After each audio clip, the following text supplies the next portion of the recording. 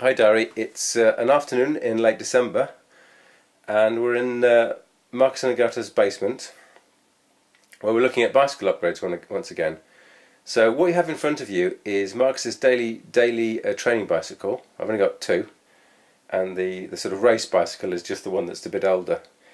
This is the hand-built training bicycle, and it's currently got, as part of the story goes, these new kind of cheapo Ultegra 6800 rims shot with these super fatboy 28mm tyres. And the idea was that in the winter months we were going to try out fatter tyres to see how they perform, and also maybe they would help us in dry conditions go off-road. So how's it so far? Well, it's in fact very good. There's no doubt that despite the extra weight penalty on the numerous downhill mountain pass sections which form parts of my daily cycle training, they are more stable and definitely instill more confidence. So I've given them a big thumbs up. And why is that important? Well,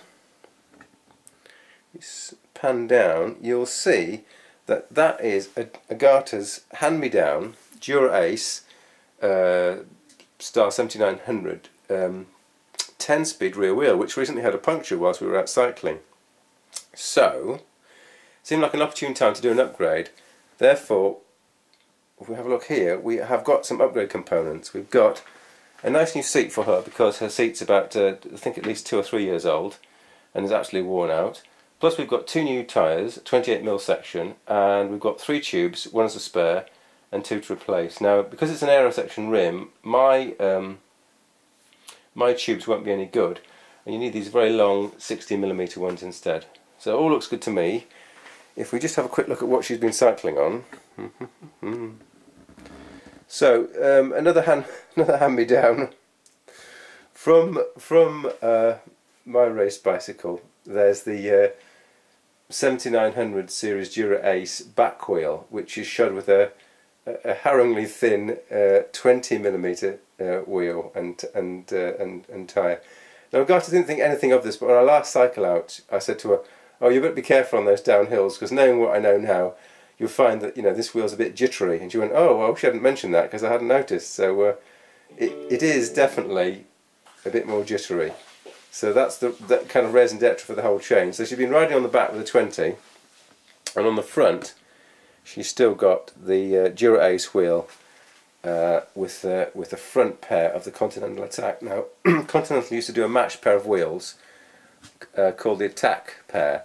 The front was 22 and the rear was 24 wide. So we're effectively going to junk those, and we're going to put the 28s on.